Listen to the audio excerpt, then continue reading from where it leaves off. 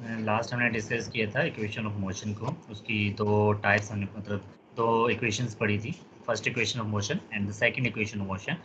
जो first equation of motion थी वो भी एकदम मैं एक दफ़ा ओवरव्यू दे रहा हूँ सारा, ताकि अगर फिर भी कोई क्वेश्चन रह जाता है तो आप लोग पूछ सकते हैं। ओके, तो यहाँ पे बेसिकली हमने कल जो लेक्चर में देखा था that is equation of motion, उसमें सबसे पहले हमने एक ग्राफ को स्टडी किया था। ग्राफ में हमने डिस्क्राइब किया था ये जो स्लोप आपको पिंक कलर की नज़र आ रही है, ये मेन ग्राफ था आपका, जिसमें इनिशियल वेलोसिटी से फाइनल वेलोसिटी तक हम पहुँचे थे। सबको आवाज़ क्लियर आ रही है मेरी? Yes sir. Yes sir. ठीक है, तो ये हमने इनिशियल वेलोसिटी से फाइनल वेलोसिटी तक हमने इसको अचीव किया था। तो इस लाइन को हम एक्सेलरेशन कह रहे थे। इस लाइन से नीचे हमारे पास दो शेप्स बन रही थी। कौन सी थी? एक ट्राइंगल एंगल थी और एक थी रेक्टेंगल। तो दोनों के हमने डिफरेंट एरिया फाइंड किए। Area of triangle that is 1/2 height into width, ठीक है, जो कि ये राइट साइड पे लिखा हुआ है फार्मूला, हमने ड्राइव भी किया था। फिर हमारे पास आता है एरिया ऑफ रेक्टेंगल, उसको फाइंड किया। ये दोनों हमने यहाँ पे आपको फाइंड करना सिखाए थे इस स्लाइड में, ठीक है। नेक्स्ट हमने देखा था फर्स्ट इक्वेशन ऑफ मोशन, जो कि यही लाइन जो हमने शो की थी इसकी स्लोप फाइंड करनी थी। और स्लोप का मैंने लास्ट टाइम फार्मूला बताया था, that is y over x। तो y इसमें जो था हमारे पास वो bc था, और x जो था वो हमारे पास यहाँ पे जो शो की जा रहा है वो ac है, ठीक है। ac को फिर हमने od किया था क्योंकि वो टाइप t था, तो हमने ये रिप्लेसमेंट की है सारी उसके बाद, ठीक है। उसके बाद हमने फार्मूला ड्राइव कर लिया। ये फर्स्ट इक्वेशन ऑफ मोशन हमने देखी थी कल। उसके बाद हमने सेकंड इक्वेशन ऑफ मोशन को हमने डिटेल से देखा। सेकंड इक्वेशन ऑफ मोशन में हमने क्या किया, वही एरिया जो हमने फाइंड किए थे, area of rectangle, area of triangle, दोनों को हमने क्या कर दिया, आगे जाके ऐड कर दिया, तो हमारे पास टोटल डिस्टेंस आ गया, और वो हमारे पास बन गया सेकंड इक्वेशन ऑफ मोशन। यहाँ तक कोई क्वेश्चन है किसी का? पूछ सकते हैं। No sir.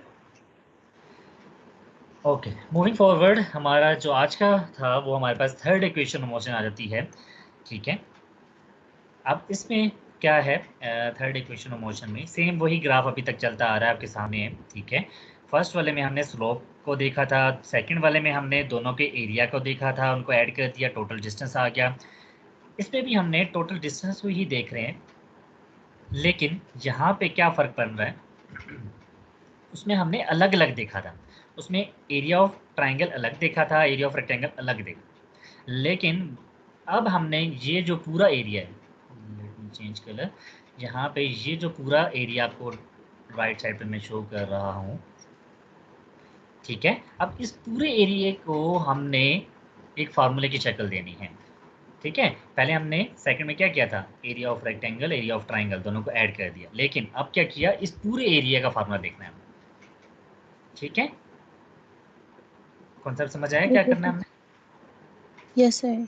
हाँ, फर्क समझ आया। सेकंड इक्वेशन और थर्ड में क्या फ़र्क है, सेकंड में हमने अलग अलग देखा, थर्ड में हमने कंबाइन एरिया देखना है। तो कंबाइन एरिया जो बन रहा है वो हमारे पास यहाँ पे आ रहा है total area O A B D.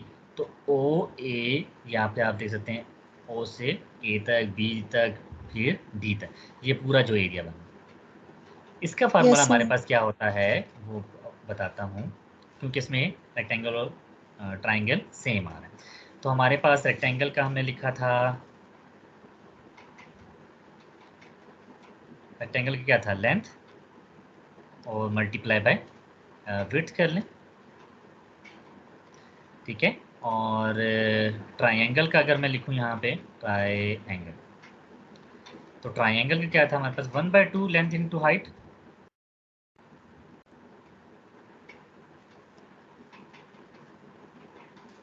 Yes sir. जी फार्मूले हमने दोनों देखे, यस सर, ये यस फॉर्मूले सर। थे। यही फार्मूला देखिए, गुड वन। यस अब सर। यहाँ पे हमारे पास इस फार्मूले में क्या चेंज आ रहा है, जो 1/2 ट्राइंगल वाला था, क्योंकि ट्राइंगल भी इंक्लूड है इस टोटल एरिया में, तो 1/2 तो हमने ऐड किया हुआ है, ये देखो 1/2 लिखा हुआ है नीचे, ये हो क्या, मतलब ट्राइंगल बीच में इंक्लूड है, ओके। Okay sir. हाँ जी, अब ओके नेक्स्ट सर। हमारे पास क्या आता है, जो इसकी हाइट बन रही है, किसकी, जो सपोज नहीं विड्थ बन रही, जो ये विड्थ बन रही है वो क्या है, वो ये सी डी था, और उसको मैं ओ ए भी कह सकता हूँ, रेक्टेंगल क्या? सर दोबारा कीजिएगा।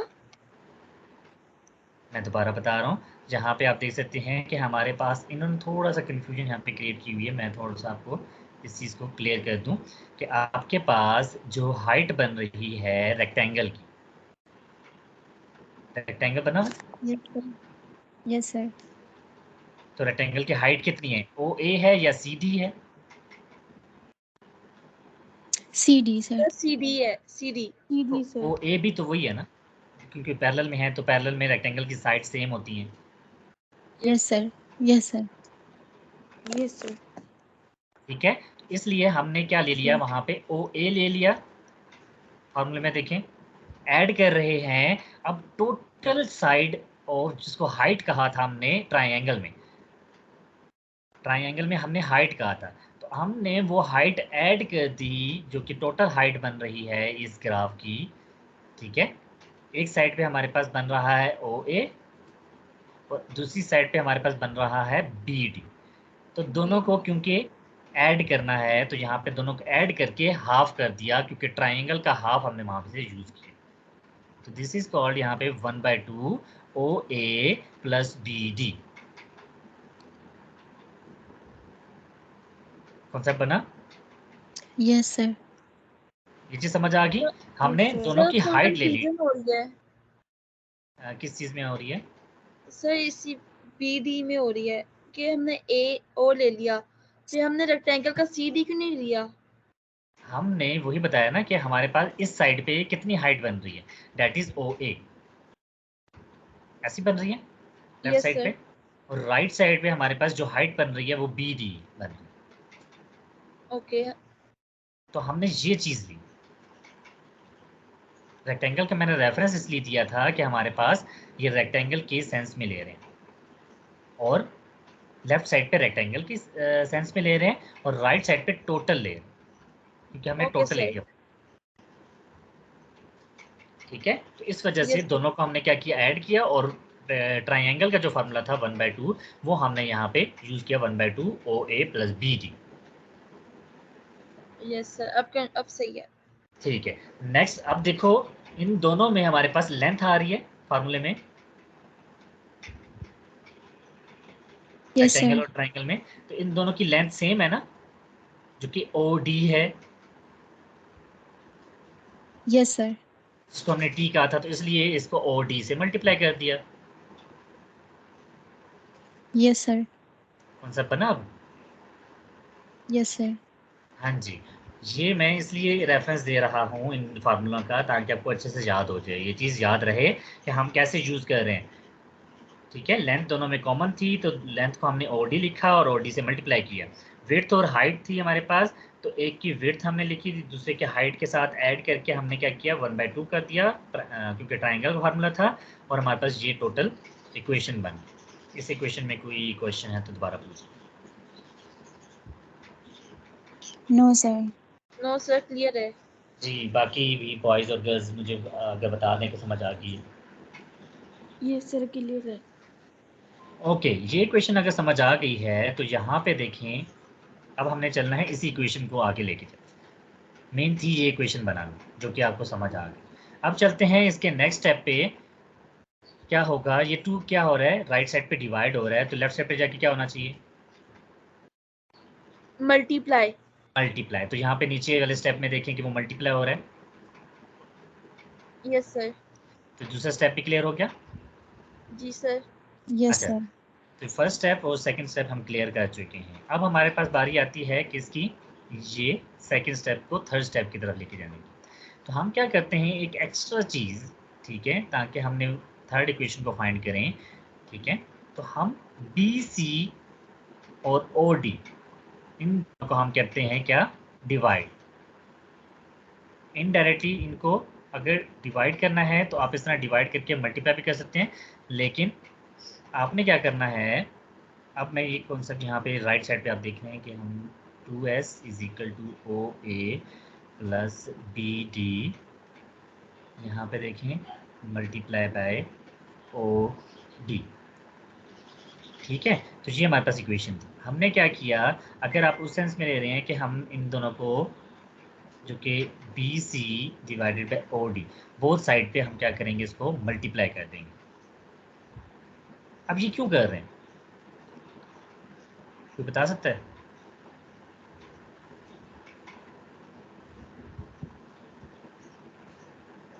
सर जी ये बच्चा, ये हम एक्स्ट्रा स्टेप क्यों सर कर रहे हैं? सर ताकि हमारा थर्ड स्टेप का आंसर आ जाए, किस चीज़ का आंसर आ जाए? थर्ड स्टेप का। सर इसके बगैर क्वेश्चन सॉल्व नहीं होता होगा। हाँ जी, हमारे पास यहाँ पे ये ऐड करने का मतलब ये हुआ कि चलें मैं आपको पहले पूछ लूँ कि हमारे पास जो B C divided by O D बनता क्या है? कोई बता सकता है मुझे? ये हमने पहले भी देखा। सर और डी से टाइम होता है, मतलब टाइम। जी, ओ डी तो टाइम हो गया, बी सी क्या है? That is V F minus V I, ATV. ठीक है। और V F minus V I divide by T equal to क्या होता है? ए के इक्वल होता है, एक्सेलरेशन। That is acceleration. तो जो कि यहाँ पे भी लिखा हुआ है आपके पास एक्सेलरेशन होता है। ये इसलिए हम इसको एक्सेलरेशन को यहाँ पे इंक्लूड कर रहे हैं क्योंकि हमें टोटल एरिया चाहिए था ना। Yes sir. यस तो सर। टोटल एरिया में हमारे पास ये पिंक वाली लाइन भी तो इंक्लूड होगी ना, तो वो एक्सेलरेशन ही है। तो एक्सेलरेशन यहाँ पे नहीं था तो मुझे वहाँ पे ऐड करना पड़ा, तो इसलिए इस फैक्टर को मैंने यहाँ पे इंक्लूड कराया। Okay sir. Yes sir. अब कौन सा बन गया? यस सर, बन गया। Yes sir. Yes sir.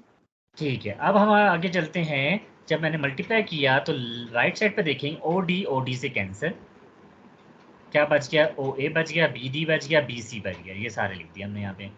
और राइट साइड पे सॉरी लेफ्ट साइड पे हमारे पास क्या बच गया, जो कि वही as it is 2s into B C divide by O D. Any confusion?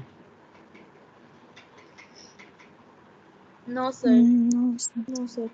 Clear है? अभी जिस तरह कि Yes, मैंने sir. बताया कि B C divided by O D किसके इक्वल था? ए के, तो उसको Yes, जगह sir. मैंने ए लिख दिया, ठीक है। ओ ए ग्राफ से देख के बताएं कि ओ ए क्या चीज़ है? VI. V I, time. Good one. ओ ए हमने लिख दिया वी आई। बी डी क्या है? ये sir BD. B D, VF. V सही है। F, good one. Just please. Sir ये वीएम हो जाएगा ना, ये बीडी जो है। बी डी वी एफ हो जाएगा, जी। ठीक है। और बी सी क्या होगा, जो कि अभी हमने देखा था? VF minus VI. हाँ जी, अभी मैंने बताया था कि बी सी क्या है, ये छोटा सा डिस्टेंस। लास्ट टाइम भी मैंने आपको बताया था बी सी फाइंड करने का तरीका कि वी टोटल में से मैं नीचे वाले को माइनस कर दूं तो हमारे पास ये वाला हिस्सा बच जाएगा। Yes, sir. तो वो चीज़ यहाँ पे लिख दी बी सी की जगह। तो ये देखो हमारे पास मैथ का एक फार्मूला आपको अगर पता हो, A square minus B square का, that is equal to A plus B और A A minus minus B. B. ये फार्मूला मैथ का हम यूज़ कर रहे हैं। तो ये चीज़ यहाँ पे लिखी हुई है, क्या यहाँ लिखी हुई है? वी आई और यहाँ पे वी एफ और यहाँ पे वी एफ और माइनस वी एफ। तो ये क्या हो जाएगा, अगर मैं इसको रीअरेंज करके भी लिख दूँ तो ये हो जाएगा V F plus V I VI. और V F minus V F. तो यही फार्मूला बन गया। तो इसको हमने Yes, स्क्वायर की sir. फॉर्म में लिख दिया। तो this is the final equation of third equation. Okay, sir. जी, यहाँ तक कोई क्वेश्चन है किसी का? नहीं समझ आए पूछ लें अभी। No, sir. समझ आ गई। जी, Clear है। बाकी स्टूडेंट भी बता दें अगर मुझे नो सर। ये एक छोटा सा पॉइंट भी नहीं समझ आया, आप पूछ सकते हैं। मैं बताया ना कि क्वेश्चन पूछने से मना नहीं करता। ऐसा नहीं बनता। क्लियर नो है सर, सबको? क्लियर। Yes sir. ये फार्मूला आपको लिख देता हूँ ताकि आपको यहाँ पे याद रहे कि इस जगह पे हमने कौन सा फार्मूला लगाया। A square minus B square that is equal to A plus B और साथ में आ जाएगा ए माइनस बी। जी boys, clear? Yes, sir. Yes, sir. Yes, sir.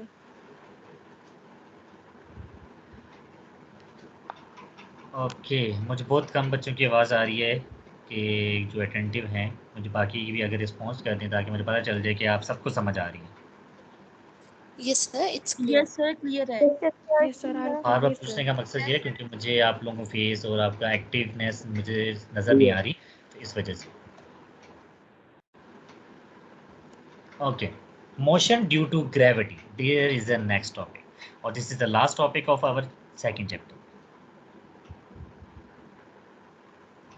Okay, Okay, sir. Motion due to gravity, what does it mean कि gravity की वजह से मोशन कैसे होती है?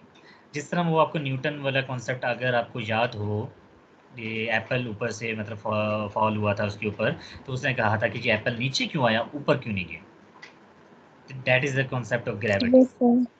हर चीज़ को अर्थ अपनी तरफ अट्रैक्ट कर रही है, तो that's why we are staying on the earth. हम अर्थ के ऊपर स्टे किया हुआ है, नहीं तो हम स्पेस में होते। तो इसलिए यहाँ पे अगर मैं कोई भी चीज़ को ऊपर से नीचे गिराता हूँ तो वहाँ पे ग्रेविटी का कॉन्सेप्ट आता है। ठीक है, तो हमारे पास एक साइंटिस्ट था जिसने बेसिकली ये परफॉर्मेंस की कि यहाँ पे ग्रेविटेशनल एक्सेलरेशन है। ठीक है, क्या है? Gravitational gravitational acceleration. Acceleration. Gravitation. ठीक है, ग्रेविटेशनल एक्सेलरेशन, एक्सेलरेशन तो आपने पढ़ी थी ना, whenever there is a increasing in speed. तो अगर मैं ऊपर से कोई चीज़ नीचे फेंकता हूँ, आप छत से नीचे कोई चीज़ फेंकोगे तो उसकी स्पीड ऐसा ऐसा तेज होती रहेगी जैसे जैसे वो नीचे आएगा। Yes, sir. ऐसे ही होता है ना। तो इसने भी एक पीसा टावर था, ठीक है, जिसको आपको नज़र भी आ रहा है, ये एक शेप टिल्ट थोड़ा सा हुआ है, ठीक है, इस थोड़ा सा टेढ़ा है, ठीक है। तो इसने जहाँ पे जाके इस एक्सपेरिमेंट परफॉर्म किया क्योंकि वहाँ पे इजीनेस थी, उसके टॉप पे चला गया, वहाँ पे जाके कुछ चीज़ नीचे फेंकी तो वो डाउन टू अर्थ आई और उसने देखा कि हमारे पास ग्रेविटेशनल एक्सेलरेशन की वैल्यू क्या है। तो ग्रेविटेशनल एक्सेलरेशन की वैल्यू उसने फाइंड आउट की, that is approximately equal to 10। Sir दोबारा बताइएगा। साइंटिस्ट था जो कि उसने परफॉर्मेंस की पीसा, ठीक है, एक टावर था, उसके ऊपर उसने खड़े होके एक एक्सपेरिमेंट परफॉर्म किया। ऊपर से कोई चीज़ उसने ड्रॉप की नीचे, कोई ऑब्जेक्ट ड्रॉप किया नीचे की तरफ। Okay sir. जैसे ही उसने ड्रॉप किया तो वहाँ से उसने एक्सपेरिमेंट परफॉर्म करके देखा कि एक्सेलरेशन की वैल्यू क्या आ रही है। कैसे फाइंड कर सकता है, कोई बता सकता है मुझे? अभी हमने फार्मूले पढ़े थे डिफरेंट। सर ग्राफ से। वही ग्राफ से भी कर सकता है और इक्वेशन से भी कर सकता है। फर्स्ट इक्वेशन में हमारे पास क्या था, अगर उसको पता चल जाए कि उसकी जहाँ से उसने फेंका तो इनिशियल वेलोसिटी क्या होगी, 0, जीरो। ठीक है। जी तो सर. फाइनल वेलोसिटी जो होगी, तो वो अगर वेलोसिटी फाइंड आउट कर ले कि वो कितनी फाइनल वेलोसिटी पे पहुंचा वहां तक, ठीक है, और ऊपर से लेके नीचे तक उसका टाइम कितना था, स्टॉप वाच से टाइम नोट कर लो। Yes, sir. Okay sir. According to first equation तो हम वहां से फाइंड कर सकते हैं V F is equal to V I plus G T कर लें यहाँ पे एक्सेलरेशन की जगह। तो हमारे पास फार्मूला बन जाएगा V F minus V I divided by T equal to G. तो वी आई 0 है, वी एफ की वैल्यू पुट करें और वी टी की वैल्यू पुट करें तो जी की वैल्यू आ जाएगी,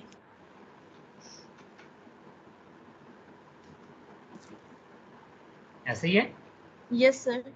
Yes, Yes, sir. तो sir. ये हमारे पास बेसिकली ग्रेविटी का कॉन्सेप्ट यहाँ से आया कि उसने ग्रेविटी की वैल्यू फाइंड कर ली कि 10 मीटर पर सेकंड स्क्वायर होती है, ठीक है, on the surface of earth. ये भी याद रखना कि on the surface of earth जैसे जैसे मैं ऊपर जाता जाऊंगा तो हमारे पास जी की वैल्यू डिक्रीज होती जाती है,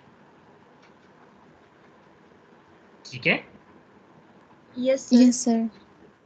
Yes, जैसे sir. जैसे मैं अर्थ से फार अवे जाता जाऊंगा तो आपके पास उस जी की वैल्यू आहिस्ता आहिस्ता कम होती जाएगी अकॉर्डिंग टू सिचुएशन। जिस तरह पहाड़ पे चला जाऊं तो उसमें ग्रेविटी की वैल्यू कम होगी, ठीक है। तो इसी तरह उन्होंने फिर जो इक्वेशन ऑफ मोशन फाइंड की थी वो ग्रेविटी में अगर लिखा जाए तो जहां जहां ए लिखा हुआ था वहां वहां उन्होंने क्या कर दिया, जी की वैल्यू पुट कर दी। यहाँ पे भी फर्स्ट में भी सेकंड में भी देखें, थर्ड में भी देखें, जी की वैल्यू पुट की हुई। यस, तो इक्वेशन Yes, ऑफ मोशन को उन्होंने ग्रेविटी में कन्वर्ट कर दिया। तो ये हमारे पास वो मोशन थी जो बेसिकली ग्रेविटी की वजह से हो रही थी, तो उन्होंने तीनों इक्वेशन को चेंज कर दिया। okay, sir. Any question? No, sir. अच्छा, अक्सर एमसीक्यूज में पूछा जा सकता है कि हमारे पास ये ग्रेविटी, ठीक है, क्या मैस पे डिपेंड कर रही है कि बड़ा मैस है, छोटा मैस है? मैम सर मेरे ख्याल से होगी। मैस पे Yes, डिपेंड sir. होनी चाहिए। Yes, sir. ये सर मैस पे होनी चाहिए। Dependent,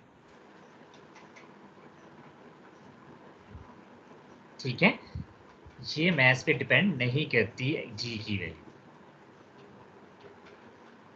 Okay, sir. ये Okay, एमसीक्यूज sir. के लिए आपको पता होना चाहिए। यहाँ पे लिखा भी हुआ है, जहाँ पे मैंने जो लाइंस लिखी हुई हैं इसमें हिडन है, same acceleration independent of their message.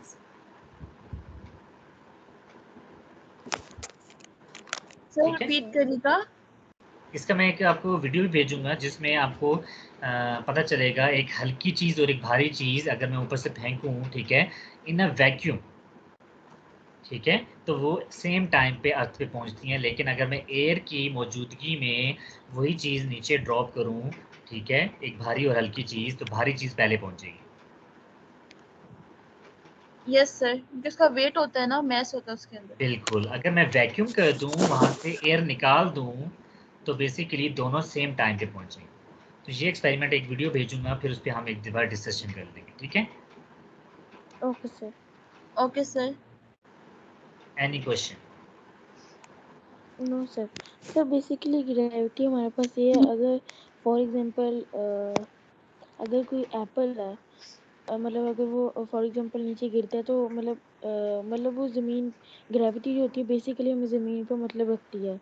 जैसे हम चलते हैं, वो भी ग्रेविटी, अगर ग्रेविटी ना हो तो हम स्पेस में मतलब उड़ रहे होंगे हवा में।